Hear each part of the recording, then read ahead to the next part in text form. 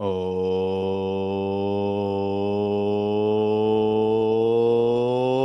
welcome into the Russ Joy Show. I'm Russ Joy. You figured that out because you're smart. It's also the name of the show. What a wild, wild day it has been. Has nothing to do with much of anything, but wow, an absolutely wild day, an incredibly busy work day today. Then again, if you know me and you know my job, there is an impending state launch in online sports betting, which means all hands on deck. And it has been quite the day. And we'll leave it at that. But it's been a good day. I mean, things are good. Things are very, very good. Not for Mr. Brad Lidge here, who appears to have turned. There we go. Now we're good. All right. Welcome in. A lot to get to. Obviously, a limited amount of time to get to all of it. We've got to talk about the Flyers. We have to talk about the Sixers. We have to talk about the Eagles. And we have to talk about something that's Phillies related. Now, I do want to air one really quick grievance. I know it doesn't really matter. And in the grand scheme of things, a lot of you are going to say, like, why do you care so much? I genuinely hate Major League Soccer's scheduling right now. I know that there's an international break. Man, it has like absolutely killed all of the momentum around the Philadelphia Union. We saw Andre Blake play for Jamaica, but like absolute crusher. The last time the Philadelphia Union, who won the Supporter Shield, most points in Major League Soccer in the entire sport, in the entire league, akin to like the President's Cup in the NHL. The last time they took the field, they won 3-0 against Chicago in Game 2 of a best-of-3 series in the first round of the MLS playoffs. They will not take the field again until Sunday, November 23rd. Yeah, for the math, incompetent there. That's 22 days between the second game of a best-of-3 series in the first round and the first game of the conference semifinals. 22 days. That's insane. What are we? I don't get it. I don't. And actually, if we wanted to go on an MLS rant, which we won't do right now, but we could, Major League Soccer announced that they're going to be realigning their schedule to now match the European leagues. So now, instead of it being a league that runs through the summer and then wraps up in the fall, now they're going to be starting the season, I guess, in September, October. Then you take a winter break at some point, and then you come back out, and then it wraps up around May. So that means that Major League Soccer is going to be aligned with like the EPL, the Bundesliga, Liga 1, La Liga, and then also like it'll be happening around the same time as the NHL and the NBA, and this thing called the NFL. Like this to me strategically is such a disaster. And like I understand the idea that like, we want to align our calendar because we think that we'll be able to get better transfers. We'll get better players to come play in Major League Soccer. It opens up a lot of possibilities. There are guys that maybe would have been open to playing in Major League Soccer, but they don't want to like lose having an off season by playing in MLS. This whole thing is an abject disaster waiting to happen. Unless MLS is going to fundamentally redo how payroll works in this league, it is going to be a mess. I don't actually know what the upside is supposed to be.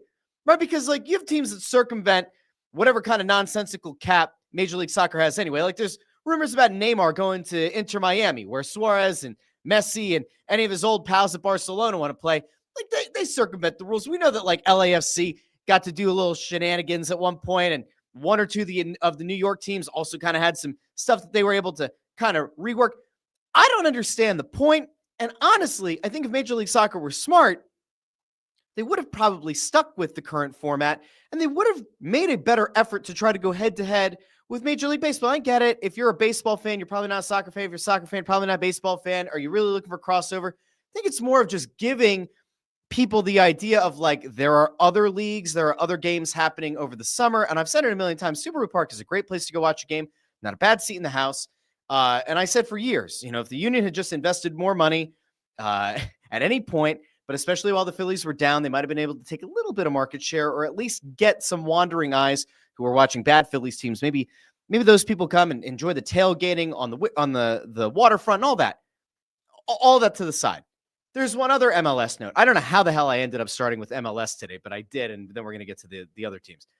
But one other MLS note is that apparently they are getting rid of the MLS season pass. So if you've been a soccer fan, or if you've been a Philadelphia Union fan or whatever, and you've hated having to pay for that package that sits on top of your subscription fee, the Apple TV Plus, they're getting rid of it starting next year, it looks like. So you'll no longer have to pay. I think it was $70, maybe it was $80 if you paid all at once for the year. They're getting rid of that. So if you're an Apple TV Plus subscriber, you're just going to get every MLS game, which, you know, you can make the argument, all right, it's still kind of a paywall, right? Because it's a streaming service you have to pay for. I will tell you that Apple TV has a lot of very good shows. The one that I've, you know, personally vouched for here time and time again, Slow Horses, is absolutely worth the price of admission to go get Apple TV Plus. But they're now going to get rid of that extra package that sits on top. And if I remember correctly, when we talked about the F1 news, that F1 is moving from ESPN to Apple, I believe that it's going to be the same deal there as well, that you're going to see all F1 races without having to pay an additional fee beyond what you get with Apple TV Plus. So I know that, like, how the hell did I get started on that? It's not even on the rundown. I don't even know why or how I got off to the Union, but I did. And you know what? Philadelphia Union do deserve a little bit of love on this show. And by God, when they take the field on the 23rd, not this Sunday, but next Sunday, we will be sure to preview them on a Friday show. And maybe we'll talk about how their game went on the following Monday. But again, almost like 3 weeks between game 2 in the first round and game 1 of the conference semifinals is absolutely nonsensical. I'm incensed. I'm going to throw the comments on the screen. There have been comments coming through. We talk about the Eagles, the Flyers, the Sixers, the Phillies. Good God, we don't have a lot of time. We're going to try to get to all of it as much as we can. I was going to bring a guest or two on, and I decided, nay, it's just going to be me. I'll probably just talk really fast. We'll get to some comments. We'll have a lot of fun, and then we'll peace out for the weekend, and everything's going to be hunky-dory. I do appreciate everybody being here because you're all wonderful people. Okay. Let's fly, shall we? Let's fly. Chris Freed says, I have thoughts on the Suite of Philadelphia. I have not seen it yet. I have not. I've heard mixed things, but I have not seen it yet. Ford checks in about the Eagles, says Eagles have to get 27 to 30 points in this game. Don't forget, the Eagles are playing on Sunday Night Football, which is a big deal. Ford and I, our sons are playing in a soccer tournament on Sunday. Takes the entire day. Then I'm supposed to go to a Friendsgiving after a soccer tournament, and hopefully we'll go from there. We'll get home in enough time to watch Sunday Night Football. Eagles, Lions. Yeah, you're not going to be able to win that game 10-7. I'm pretty confident in that. Let's see. Where are we at? There's some arguing about that game. Amadeo asks, why are they having an international break during the playoffs? I have no idea. It's just how the soccer schedule lines up. I don't know. I forget what it's for. I don't remember if it's for CONCACAF. I don't remember. I know Andre Blake was playing, but I didn't pay attention to that game. Chris says, why soccer is not a major sport in the USA? I guess they think that this is going to work and that they're going to get better players to play in Major League Soccer, and it's going to work. I don't know why, though. I think it's crazy. 3 weeks, though. Absolutely insane. Let's see. Ford says, Apple TV's catalog isn't deep enough, though. Slow Horses, Ted Lasso, 1 or 2 others, but the depth of the catalog isn't there. I don't know. I got to tinker around in there. Plus, they have all the Charlie Brown stuff, right? So, like, our kids have been watching. They watched The Great Pumpkin, right? Charlie Brown and The Great Pumpkin. We'll watch the Christmas one. We watch the Thanksgiving one. Can I just really quickly? No. I shouldn't do this. I know I shouldn't do this because I'm going to get somebody upset. I don't know who that somebody is, and I don't think they'd be in the comment section anyway. But, like, can we just have a really quick conversation about something that drives me a little bit, just a wee bit crazy? There was, at some point, a Charlie Brown special that talked about the Mayflower and the Pilgrims. And it ain't on Apple TV. And I don't know why it's not there. And I don't know if it's because somebody decided that it's insensitive to a group of people or what. But can I just say that, like, as we're talking about Thanksgiving, it would be nice to have Charlie Brown. I think it was the Mayflower Voyage, or it was like This Is America, whatever it is. I'm pretty sure it was the Mayflower Voyage. But, like, I remember way back when there was a special, an episode about the Mayflower and about the Pilgrims coming to America, and it's not on Apple TV Plus, and I have to assume it's because somebody got offended. How do I know that this is a special? Because way back in the day, in my teaching days, I had a DVD. This is going to sound crazy. It was a German DVD, but it also had the Spanish language on there as well. So when we get close to Thanksgiving, we would watch Charlie Brown and the Great Pumpkin. We'd watch the Thanksgiving special. We'd also watch the Mayflower one, and then eventually we would watch the Christmas special. Oh my gosh, Russ, how could you do that? How could you show a secular holiday? Shut up. So we would do that, right? And then you create like a little watch along guide. And, most kids have already seen all those specials. And so you're looking for cognates and you're looking for other words and phrases that you can kind of pick out. And you have the captions on the screen, the whole thing. But I remember that on the one that had the Thanksgiving one, it would go Thanksgiving. And then there was the Mayflower special. And so I went to go show my kids the Mayflower special. Now, in fairness, it's been like 5 years or whatever since I was a teacher. So I don't remember where that DVD is. And I also don't have an international DVD player. And I certainly don't want to like fry my PS5 by using that DVD. But anyway, I went to go show them because I was like, oh, the Pilgrims. I mean, that is like a thing, right? Like we do remember that Pilgrims were people. We remember that the indigenous people of these United States of America, they were here as well. They sat down. Okay, all that. I go to show it to my kids. It's not there. And I'm like, are we just saying that the Pilgrims didn't exist now? Are we saying that the Pilgrims and the indigenous people, that nobody ever broke bread together? Is that what I'm supposed to believe? I don't know. But I was a little bit upset because I was like, you know what? I just want to show us one thing. Why can't I this one little video? And then I was like, all right, is this going to be like when Disney has the thing that says, when this movie was created, the world was a different place. These stereotypical depictions of blah, blah, blah, blah, blah, blah, blah, about Italian Americans, blah, blah, blah, blah, blah, blah, blah. I don't need a disclaimer. Don't give me a disclaimer. There's a game, Mafia 2. It was like free to download on PS5. I downloaded it whenever it came out. Before you play it the first time, Mafia 2. They have a little thing that says, when this game came out in 2010 or whatever, the world was a different place, blah, blah, blah, blah, blah.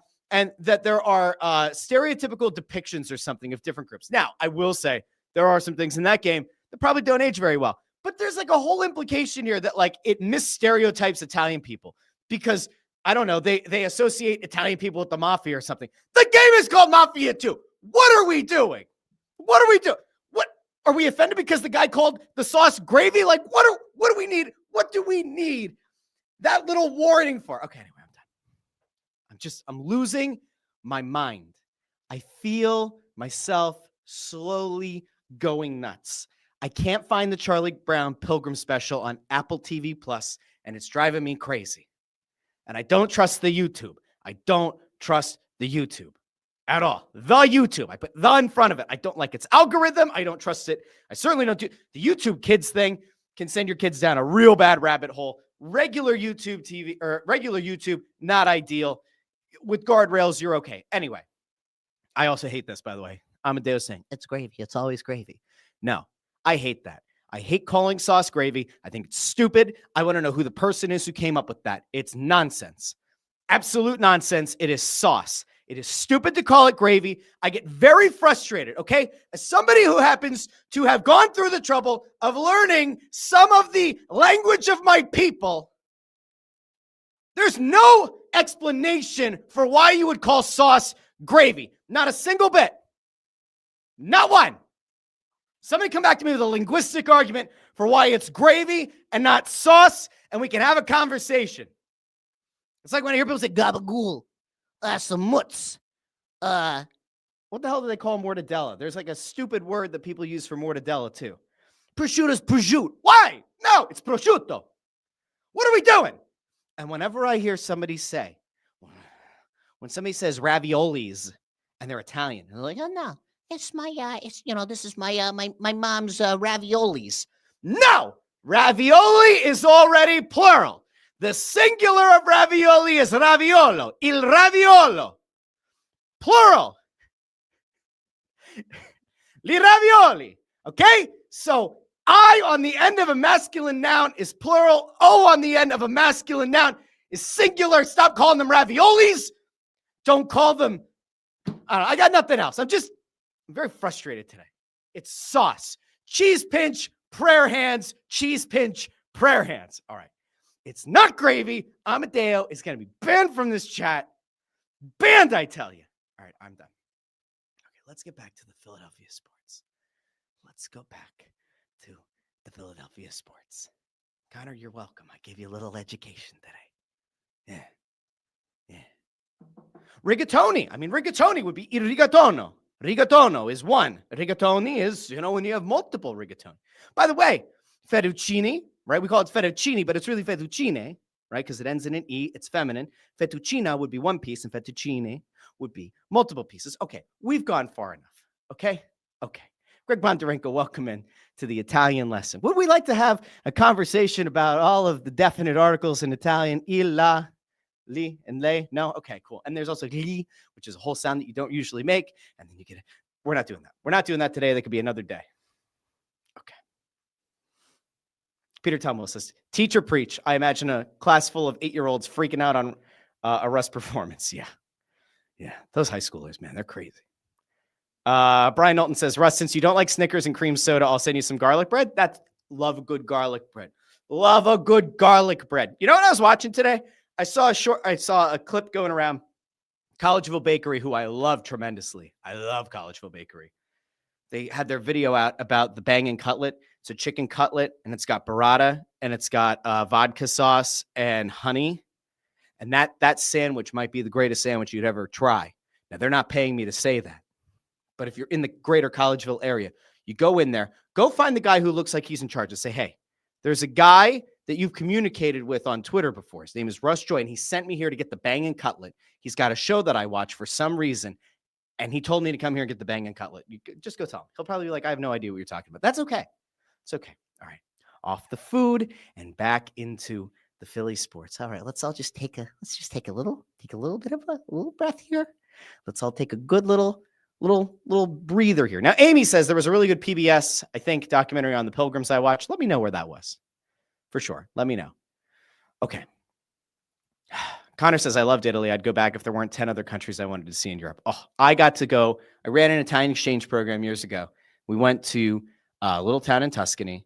And on the way up to Tuscany, we landed in Rome. We went to Siena. We went to Florence. Florence was cool, but also kind of weird. But Siena's like such a chill place. I'd go back to Siena in a heartbeat. Rome, there's just so much to see. Florence is neat. I don't want to downplay Florence. Florence is cool. You should definitely go there. If you can get out to Tuscany, get out to a small town, fantastic stuff. Incredible. I had some of the best food I've ever had in my life in Tuscany. Okay, anyway, back to the Philly sports. So we're gonna Brian Knowlton, keeping the food going. All right, fine. So since you were talking about food and you brought it up the other night, is Tony's Lunch still open? I don't know. I brought this up on Snow the Goalie Radio, I think it was, or maybe it was on Press Row. I think it was Snow the Goalie Radio. We're talking about like weird combinations because Owen Tippett came up. We'll get there in a second. Owen Tippett came up on the line with Dvorak and Konechny, and I said it's like if you go into your fridge late at night and you're trying to put something together. And I think I said something along the lines of like, there's a burger, a bun, and like peanut butter or something. And I was like, individually, those components are good. You could put the burger and the bun together, but the peanut butter doesn't belong. Or you could put the bun and the peanut butter together, and that's fine, but the burger doesn't belong. You certainly wouldn't put the burger and the peanut butter together on their own. No, it was chicken. It was chicken because I made the case about pad thai. Chicken and peanut butter together can work in pad thai. Could it work on a sandwich? Okay. And I brought up the fact that there's a place up in Schuylkill County that has burgers with like this unbelievably hot, like burger spread, hoagie spread, pepper spread, whatever. And then they put fluff on it, like marshmallow fluff. It's called a fluff burger. And I haven't been there in years. And I don't know if the place is still open, but Tony's Lunch is the place that had it. And I remember going there a few times with a buddy of mine, really late at night. Would drive up there and you get this burger with marshmallow fluff, this pepper spread. It shouldn't work. It should be unbelievably disgusting, and yet it was fantastic. It really was. Chris Freed says, you buy a leather one in Florence. I have a leather jacket in my closet over here. It doesn't fit. I'm pretty sure it never fit me in the first place, and I bought it anyway. I don't know why. I've done stupid things before. That was probably a pretty stupid mistake. Peter says, this reminds me I need a cutlet recipe. Yeah, maybe we'll do a cutlet tutorial here on the Russ Joy Show one day. That could be fun. Could be a lot of fun. Zachos here says, home early from work, playing some Fortnite, listening to the only Philadelphia variety sports show. Ooh, that's kind of nice. Philadelphia variety sports show. Yeah, we talk about sports. Sometimes we go way off the rails. This is how it goes. Peter says that I should do a show with my wife. She could coach up how to do the cutlet recipe. Yo, she's awesome. She is awesome. I've been trying to convince my wife for a while. She does have a TikTok. She does. Her TikTok has more followers than any of my accounts combined. It's pretty wild. She posts like some stuff about being a mom. She posts like other random thoughts. And sometimes she does like a cooking recipe or two. And I was like, you really should just like do like a long form video, have YouTube, and then cut it up into shorts and put those on TikTok and everything else. I haven't gotten there yet. I will eventually break through. It will eventually make sense. She's fantastic. Okay. Now I'm gonna back out. Okay, let's go back to the sports. Okay, because our time is a ticking. I meant to be a half-hour show. We got 10 minutes left. I think it's going to end up running a little bit longer than 10, but that's okay. We'll try to get to as much as we can. Now, I mentioned Owen Tippett before, and I don't want to get too stuck on this for too long. But I'm at the point now where like I need people to just kind of come around and see the light, because I've been saying for a long time, I don't understand the fascination that some people have with Owen Tippett. I fundamentally do not agree with this idea that there's some elite skill set that just needs to be tapped into. He's a 26-year-old player, and there are people who are talking about him as if he's 19 or 20. Rick Tocchet, when he talks about Owen Tippett and the mistakes, makes it sound like, well, there's this great talent that we just have to tap into. There's this, he's got to like stop overthinking the game, yada, yada, yada. No. I don't think Owen Tippett needs to like stop overthinking the game. I think Owen Tippett needs to like actually think the game. I think Owen Tippett actually needs to have a little bit, just a modicum of awareness of where he is on the ice at any given time. Because if you didn't watch the game on Wednesday, you'd understand that like there was a pretty unbelievably stupid thing that Owen Tippett did on Wednesday. Most notably, Tippett went offside in what would have been a game-winning goal late in the third period. And I don't have a nice way to put this. It is one of the most boneheaded plays I have seen in a very long time. It was such a genuinely stupid mistake that like I could not keep my composure on the Press Row Show postgame. I want you to just see this. So Travis Konechny enters the zone. He enters the zone with speed, and then eventually he rips a shot, and it looked like the Flyers were going to beat the Oilers. It was going to be a great win. Dan Vladar stood on his head the whole night. And then this shit happens. I'm going to take the comments down for a second. Here we go. So Owen Tippett. Owen Tippett's not skating into the zone with Travis Konechny. He's not. He's not skating into the zone with him. He is standing very close to the wall, right? Very close to the wall to Konechny's left. He is facing inward at the puck handler, at Konechny, watching this play happen. Perpendicular. Let's go back to school. Parallel, perpendicular. He is perpendicular to the play. Travis Konechny skating into the zone. Owen Tippett standing there. Oh, look at that. He's got some speed building up. I wonder what's going to happen. Well, I guess I could look down really quickly to make sure that I'm onside. I'm not moving anywhere. Maybe I'll look down. No, he didn't look down. What did he do? What did Owen Tippett do? He's standing in an offside position, as you can see on the screenshot. Standing in an offside position. He's not streaking down the ice. Owen Tippett, he's so fast. That's his elite skill. That's something you can't teach. He's just a really fast player. That's really great. That's his elite skill, and it's fantastic, and nobody's like it. The speed doesn't matter if you can't score from it. The speed doesn't matter if your line mates can't keep up with it. Your speed doesn't matter if you can't create plays with it. Owen Tippett isn't streaking down the ice to Konechny's left. This isn't like the previous Saturday or whatever when Sean Couturier and Matvei Michkov go to enter the zone, and there's an offside play. I think it was Michkov was stick handling. Couturier was coming into the zone, and Michkov like kind of froze for a second, and it threw it off, and then Couturier kind of gave the side eye to Michkov, and it started a whole weekend discourse about, does Sean Couturier hate Matvei Michkov? All that. This isn't Konechny streaking up the ice, and Owen Tippett is just faster, and so they are going in parallel, but because Owen Tippett is so much faster, he went way past. No, he's standing there watching it. Owen Tippett is a crossing guard waiting for the children to get to him on the sidewalk, and instead of safely getting them across, he just walks into traffic. I don't know what we're doing. I don't know what goes through this guy's head. I don't know what makes somebody say, this is a perfectly acceptable thing for Owen Tippett to... He is offside. He's in an offside position, standing sideways watching the play. Look down. If only there were a big-ass blue line for you to look straight forward from one board to the other and not make this dumb mistake. If only that weren't a digitally altered blue line. Oh, wait, it's not? It's not like the first down line in the NFL? You mean it's painted there the whole time? Oh, my gosh. What a stupid mistake to make. And it is a player that, if you want to compare how every time Sam Erson's in a game, you're kind of buckling up and getting ready for that one goal that you say, yeah, he probably wants that one back. Well, Owen Tippett is the forward version of that, because at least once a game, there's a play that makes you go, what the hell was he thinking? This, my friends, is case in point. I don't know what this is. I don't know why this happens, how this happens. It cannot happen. It is inexcusable. And you can say, Russ, that's hyperbole. It's one game in an 82-game season. Why does it matter? because this took a goal off the board with like 20 seconds left, 23 seconds left, would have gotten you 2 points. Instead, you end up with 1. And right now, it might not make that big of a difference. But again, for a team that once again is trying to make the playoffs, whether you like that or not, they are trying to make the playoffs. The one thing you could not do is cost your team a point on a boneheaded play. It's one thing if you're trying to make a defensive play and you end up getting a penalty called on you, and then, in overtime or something, there's a power play going against you, and that's it. That sucks, but okay. If you're trying to prevent a goal, that's pretty much like a guaranteed thing, fine. This was a dumb play that wasn't caused because of defensive pressure. This was just a dumb play because of lack of awareness, and then it led to a goal that does ultimately get scored, getting taken off the board, and then you go to overtime, Vladar stands on his head again, and it doesn't matter because there's a kerfuffle at center ice, a 2-on-none. Vladar can't go and duplicate himself and fill up the entire net. And the Oilers skate away with 2 points, and the Flyers get 1. Okay, I'm done. It's very, very, very frustrating.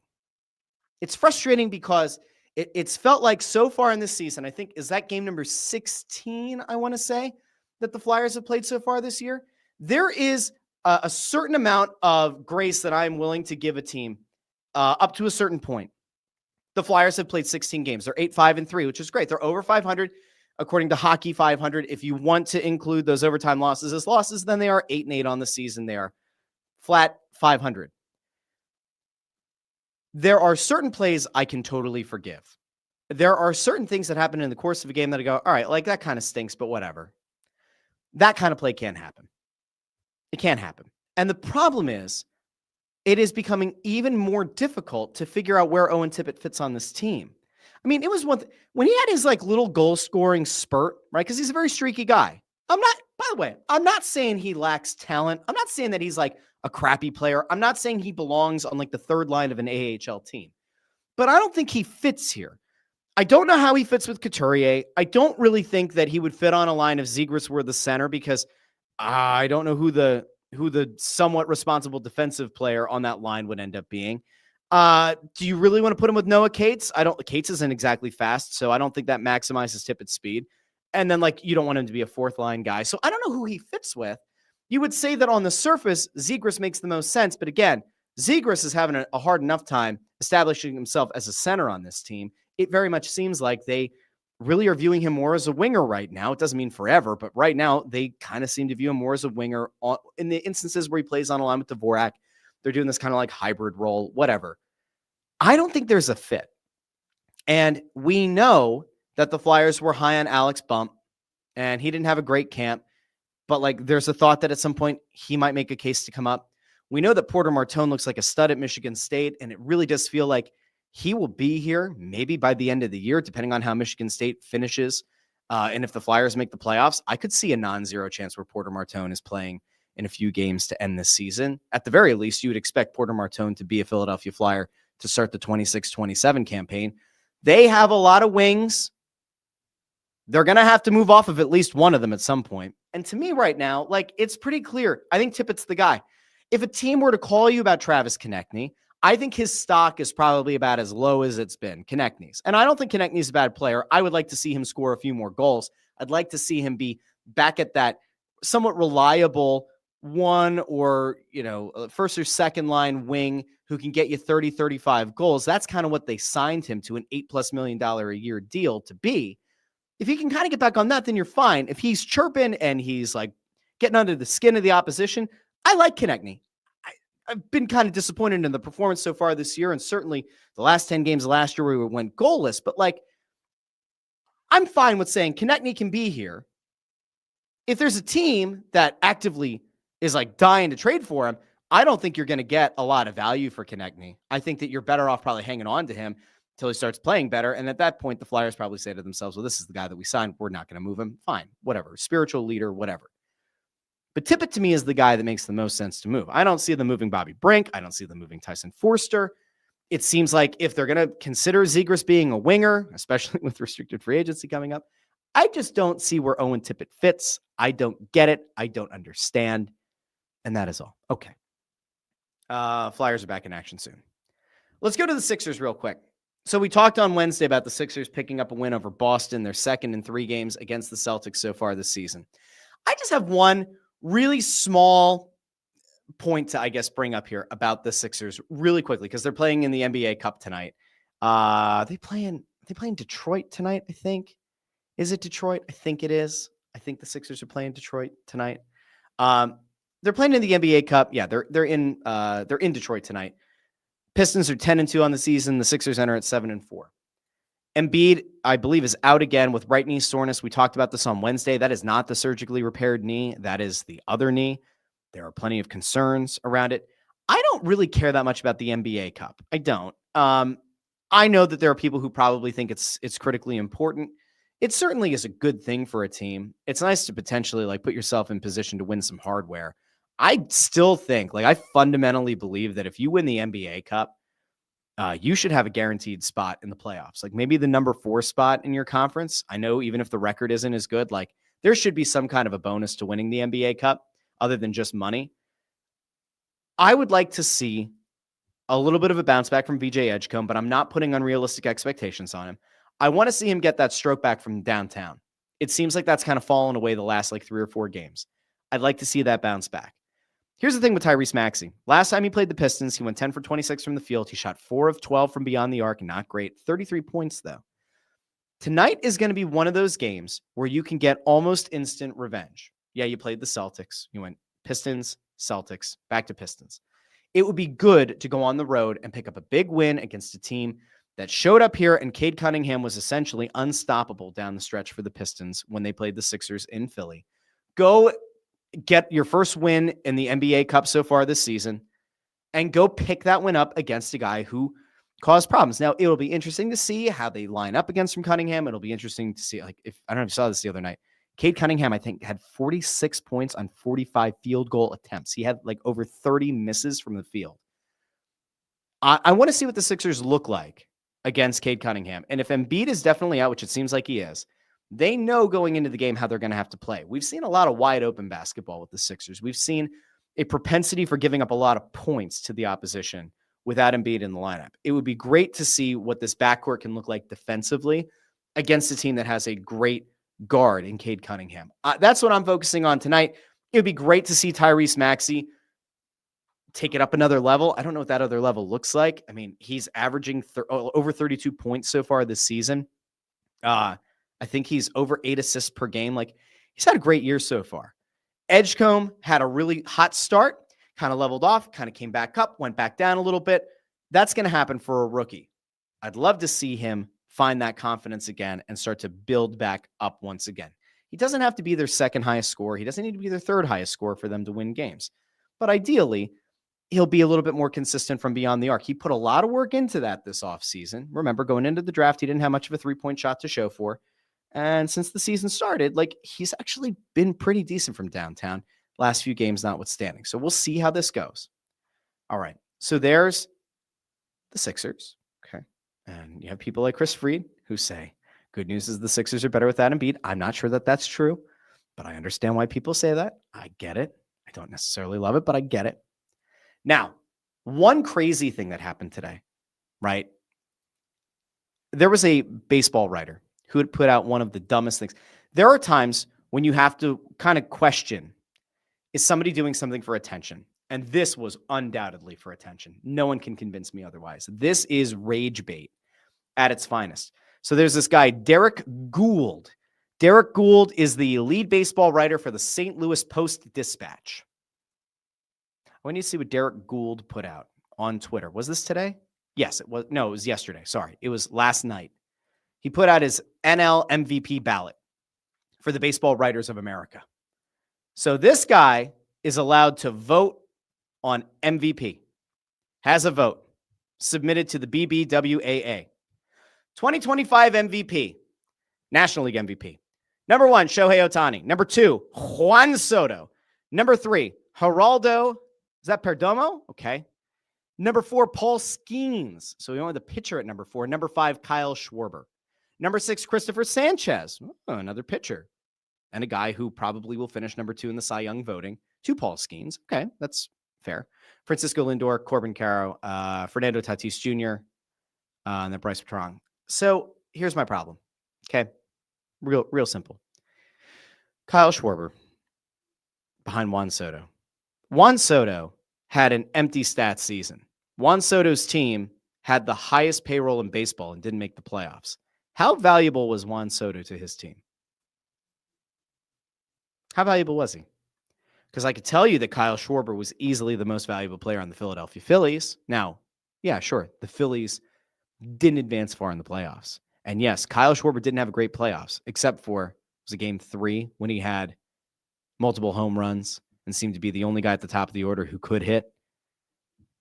Schwarber easily should be number 2 on this ballot. I fully expect Shohei Ohtani is going to win MVP. I don't know how many people would push back on it. But to put Kyle Schwarber at number 5, that is rage bait. There is no way that this guy could possibly believe that Schwarber was only the 5th most impactful or 5th most valuable player. Now, I actually don't hate, and I've seen people kind of hating on this idea that Paul Skeens could be in the top 5 or even the top 4. I don't necessarily hate it. If this had gone like Shohei Ohtani, Kyle Schwarber, and then Paul Skeens at number 3 because of what a great season he had, fine. Could I make the case that like Christopher Sanchez, maybe, like this is where things get really tricky, right? Because you try not to be a homer about this, but like Christopher Sanchez was pitching in games that had significantly more pressure for a team that had legitimate playoff aspirations. Paul Skeens was pitching for a team that's largely irrelevant and does not have any pressure whatsoever. Could I make a case that Skeens should be the Cy Young winner, but on an MVP ballot, Christopher Sanchez is more valuable to his team? I could.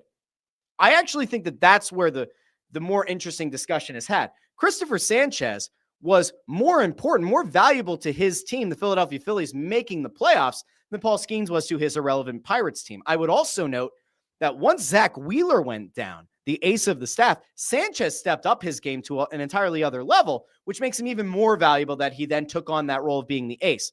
So in a weird way, I could see saying Skeens belongs higher on the Cy Young list, but on the MVP ballot, I think you can actually make a case Christopher Sanchez was more valuable to his team. Just say it.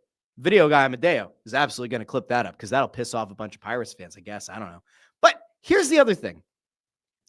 Kyle Schwarber should not be number 5 on an MVP list. That's insane. If you wanted to, like, if you sniffed enough glue and you really think Juan Soto should be number 2, then there's no reason that Schwarber shouldn't be number 3. I don't get it. I don't know what this guy's point was. And then there were some spats that he got into when people were kind of throwing this idea about, like, you know, it seems like people were really focused on the Skeens of it all. But somebody goes, Schwarber feels low, but I don't hate the Skeens or Sanchez thing that high. And the guy goes, I think you make a great point. It's one I wrestled with for sure. Couldn't do tied for 3rd or 4th, had to choose. Somebody else asked, why did you choose to play Schwarber 5th? I'm sure you are aware that this is extremely contrarian to your peers and public opinion. This guy, Derek Gould, says, it was indeed. I had him 4th or 5th and ultimately decided to put my top pitcher at number 4, given performance and how he stood out. It was just a call between all pitchers, all a pitcher does to influence his games. Just ahead of that, Schwarber can definitely argue the opposite. I think this was a contrarian take. I think that this was a legitimate attempt to just have a contrarian take. I think it's absolutely nuts. So I don't get it. I do not understand it whatsoever. That seems crazy. Okay. I'm not going to like crucify this guy for a bad take, but it is a bad take. You want to talk about bad takes? We're going to get to one to end the show today. Or maybe it is a good take. I don't know. We'll find out. So since Wednesday's show, AJ Brown spoke to the media. Now, I think we kind of alluded to the fact that he went on to a stream, I think it was Tuesday night, and kind of said, like, if you have me in fantasy, trade me. And essentially said that, like, look, it hasn't been the season that I wanted it to be, whatever, right? There are some interesting things that have been going on. There are some interesting things that have been kind of going around. AJ Brown went out since Wednesday's show and essentially, like, I wouldn't say blasted. Like, he didn't blast anybody, but like, you definitely get the feeling that AJ Brown just wants the team to win. That's all he cares about. He wants the team to win. And He said, look, winning is really important. Like I'm trying to find the exact quote that he said. Hey, I got it. So he talked about the root frustration on, it was on Wednesday. I want to get to the AJ Brown of it all. And then a very interesting person who he's been compared to had some thoughts on him as well. And that's how we're actually going to end today's show. Well, let's go over to AJ Brown first. Just talking about the frustration that he's had this season. Obviously, he got asked about the stream and about his comments on that stream. Let's go out to AJ Brown for his thoughts ahead of the Lions. Situation with the fact that you set the take. It's not just solely about my situation. I mean, guys, like obviously I want to win too, you know. And I think if we're really focusing on winning and doing our job, like we can't just keep slapping the Band-Aid over the defense doing their job and getting us out of trouble. That's a really fair point, because to this point in the season, the Eagles defense has won them a lot of games.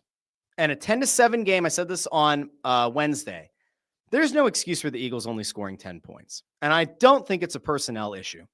We'll continue. We're going to pick up our slack as an offense that we're so great, you know, and that's what I'm getting at. It's not about we're not winning or I don't care about winning. All I care about is snap and step. No, it's been week after week sometimes. We're not contributing. We're not doing our job on offense. So you can't just. So he was very clear there. It's not this idea that he doesn't care about winning, because he does. And it's not about him caring about his stats, because it's not that either. It's that they, week in and week out, are not contributing in the way that he thinks they should be contributing to these wins. And there is nothing wrong with what he said so far. I'm going to get to the comments here in a second, but he has said nothing wrong yet. Keep slapping the Band-Aid over that, man. You expect to win late in the year. You think he's going to go to it at the end of the year. It's not going to fucking happen. It's not going to happen. It's not going to. Yeah, look at him dropping a little profanity there too. Don't feel bad, AJ. Don't feel bad. I know there's a lady right there. He's a good dude. Doesn't want to curse in front of a lady. I get it. But there's nothing wrong with what he's saying. He keeps saying, you can't just slap a Band-Aid on it and expect later in the season that you're just going to be able to win, because what happens later in the season? You play in the playoffs. You're against the best teams, trying to bear down with a very clear eye on the Lombardi Trophy in the not too distant future. You can't have 10-7 performances week in and week out and just kind of hope the defense continues to make big plays. He is right. You know, last year, what it was, thank you for the ring, but it's a new season. Yeah, that is a quote. I'm gonna run this part back again. Him talking about last year and the trophy and winning a Super Bowl, but it doesn't matter right now. Let's go back there again real quick. Sure what it was. Thank you for the ring, but it's a new season. Yeah, thank you for the ring, but it's a new season. He's right. We have to adapt, and we have to continue to get better and try to find new ways. So that's where the frustration comes in, because it's not about winning, you guys. Like, I want to win, yes, I want to help contribute as well, do our thing on offense as well. I think that's fair. So there is not a single thing that he said there that's incorrect. And I will go back to that off-season post that he had on Instagram about that feeling of what it was supposed to be a champion, and that it didn't have the same kind of feeling he expected it to. And that ultimately what gets him going is that ability to break the spirit of the guy lining up across from him.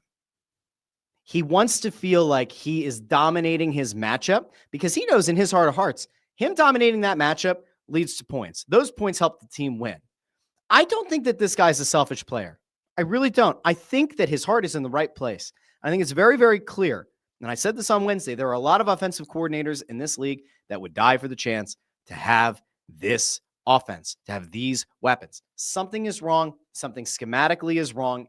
And it makes absolutely no sense. I saw a stat going around that AJ Brown is averaging like 2.5. Was it 2.5 routes per game run, or 2.9 routes per game run over the middle? Like, doesn't AJ Brown physically look like a guy who should be able to run across the middle and make a big catch for a first down? Like, isn't that the kind of thing that we used to expect of a guy like, I don't know, what was that guy's name? The best wide receiver that any of us had seen in recent times play for the Philadelphia Eagles. What was his name? I feel like there were two letters that we would chant. T-O. Oh, yeah, Terrell Owens. Terrell Owens went over on Fox 29. Terrell Owens has been I think, oddly enough, T.O. has been a very positive guy talking about the Eagles in his post-football life. But T.O.'s the guy that people have compared A.J. Brown to. Is this a selfish player? And I've said, until A.J. Brown is doing sit-ups in his driveway, I'm not worried. he's being very forthright with the media. But I'm going to go over to something that T.O. had to say over on Good Morning Philadelphia. This is Terrell Owens talking about A.J. Brown after the most recent comments. And this is probably where we're going to wrap up for the day. But I want you to hear what Terrell Owens had to say about the Eagles' number 1 wideout. Compare A.J. to you. Have you heard that? Yes, and I don't think that's a fair comparison. Why not? I think when you look at A.J., I think he sets a high standard. The guy's, I don't know how much he's making, but like 30 million a year. If you look at statistically where he stands, if he was playing poorly and making that type of money, everybody be trying to get rid of him. But the guy wants to win. Yeah. And as an That's important. athlete, there's a way to win and a way sometimes how you lose, how you win and how you lose. And it's a rhythm thing. And if you're in an offense, especially with him being considered WR1, you want to be involved in the offense. I don't blame him. That's an offensive coordinator thing. Now, this is where people might automatically tune T.O. out because is this T.O. having sour grapes about some different OCs that he played under in his career? I don't think so. I don't think there's anything that he's said so far that's unfair. And of course, if you're the number 1 wideout on the team, you want to feel like you're helping to contribute to the win. All right, we'll keep going. And I think obviously in a lot of, I think Jalen has to shoulder some of that responsibility too, because he's the quarterback. He's an extension of the head coach and the offensive coordinator. Mm-hmm. So how you play within the system and how productive you are as a number 1 receiver depends heavily on the offensive coordinator and how you're being used. So there's a little bit, not shade at Jalen Hurts, and obviously like T.O. had his run-ins with quarterbacks in his career. So I don't think that anything he said there is really unfair either, but this really does feel like he's saying this kind of falls at the feet of the offensive coordinator. To some extent, it maybe falls on the quarterback a bit of not getting AJ involved. We'll keep going. It seems like the Super Bowl trophy is not enough because he wants to be a big part of the win. And why is that a bad thing? Correct. It's not at all. Everybody would be talking negatively about AJ. It was like, oh, he got a Super Bowl ring and he wasn't playing up to those standards, Philly standards, the Eagles standards. Then it wouldn't be the same. They'd be trying to get rid of the guy. Mm-hmm. But I think he's right about that too. If this were a scenario where AJ Brown weren't busting his ass, if we saw clip after clip after clip of him cutting his route short, of him sulking, of seeing him yelling at his quarterback or yelling at the coach, or in post-game scrums, he's out there complaining that like he's not getting enough targets, fans might run him out of town at that point. And I know that there's kind of like this undercurrent of sentiment that he's a malcontent. I really don't think that he is. I think that AJ Brown has done this about as respectfully as he possibly can. We'll keep going. I truly understand where he's coming from. Yeah. You have to utilize the guy based on his skill set. And granted, Devontae Smith, he could easily be a WR1 on any team. That's true. I've said that a bunch of times this season. I think we all know it's true. As Saquon Barkley pointed out the other night, Devontae Smith won the Heisman. Oddly enough, people seem to forget that. You know how hard it is for a receiver to win the Heisman. He's an incredibly talented wideout. Yeah. But again, like you saw it the first 4 games of the season. When you go through a flow of the game and you training camp, you see how you want to win and you want to duplicate what you did last year. There's going to come a time late in the season where they're going to need A.J. Brown. And then there's going to be a time where everybody knows he's going to get the ball and they're going to double team. And it's like you're forcing the issue. So I think, by the way, that is a very cogent point. But here's the big thing about what he said. You know that like late in the game, you're going to need A.J. Brown. And I want to kind of take you guys back. And I don't have each play and the down and distance and the time, committed to memory. There have been a few times this season where when the Eagles had the opportunity to ice a game, the guy that Jalen Hurts has thrown that ball to with the chance to get the first down, to pick it up, to run out the clock is A.J. Brown. And if you go back to the game against the Packers, where they apparently ran a rogue play or whatever, despite the fact that people would make you think that Jalen Hurts and A.J. Brown hate each other and it's a terrible relationship, who's the guy that Jalen Hurts locked in on immediately and threw the ball to with a chance to ice the game against the Packers at Lambeau? It was A.J. Brown. Devontae Smith had a great game. Devontae Smith has had a great season, has made huge plays. But the receiver that Jalen Hurts is going to late in a game with a game on the line or the opportunity to ice it is A.J. Brown, which to me says there is a hell of a lot of confidence by the quarterback in his number 1 wideout. You were always outspoken, of course. Do you understand and agree with then how he's choosing to express himself and with the tweets and on streaming and all that? What he's been saying? He's not doing anything wrong. No, The Yeah. media is taking it and making it into a negative. Mm. He's using subliminal messages. I know. What is wrong with that? He's Yeah. not berating the quarterback. He's not going to the head coach. He's not doing any of that. He's getting his point across. And what he's saying is true. Absolutely. So now listen, would the Terrell Owens who played in Philadelphia and then went to the Cowboys, would that guy in that mindset of still being a player in his prime, would he have had those exact comments? Maybe not. But I want you to think about this. A guy who absolutely famously lambasted his quarterbacks and his head coaches and his offensive coordinators and took headlines and did sit-ups in the driveway. That guy, now in retirement, looks at what A.J. Brown is going through, looks at the way that A.J. Brown has approached the situation and says to himself, he's doing this the right way. There is nothing wrong with what he's doing. And then also says he's not blasting the quarterback or the head coach or he's not doing any of those things. And T.O. would know. Listen, if A.J. Brown were doing those things, I think that this mature retired Terrell Owens would say he should learn from my mistakes. But he's not even saying that because A.J. Brown's not making those mistakes. I get it. People want to get upset from a tweet, a subtweet, from an Instagram post. Oh, what does he mean by that? A.J. Brown the other day came out and told you exactly what you should have wanted to hear all along. Winning is important. He wants to feel like he is part of those wins, and he wants the offense to be a significant part of the wins the Eagles are racking up, because if they aren't, it's going to be significantly harder to win as the season dwindles down and as you start to ramp up to an attempt to win a second consecutive Lombardi trophy. And that, my friends, is where we are going to end today's show. I want to thank everybody for joining me on YouTube, Facebook, and X. If you like the podcast feed better, or you missed part of it, or you're going to be in the car and you want to download the podcast and listen to it wherever you're driving next, you certainly can. That's available on Apple Podcasts, Spotify, Pandora, Amazon Music, wherever you get your podcasts. I will be back on Monday. We'll recap a Sunday night game. Eagles versus Lions should be a massive game. I would expect that the Eagles are going to score more than 10 points. I think the Eagles win on Sunday night. And I do expect a big game out of Jalen Hurts and A.J. Brown. I really do. I think this is going to be a very, very big coming out party for this Eagles offense. I fully expect a lot of points from the Eagles offense, and I hope that the Eagles defense gets the job done like they have virtually every week so far this season. I look forward to watching that pass rush absolutely drive the opposition crazy. We'll be back on Monday. We'll recap it all. We'll talk about the Flyers and the Sixers, and if anything happens over in Phillies land. But again, a big thank you to everybody who joined me. Until Monday, this has been the Russ Joy Show, and I've been Russ Joy, but you knew that already because you're smart, and it's also the name of the show. Have a fantastic Friday, a wonderful weekend, and I'll talk to all of you on Monday here on the Russ Joy Show.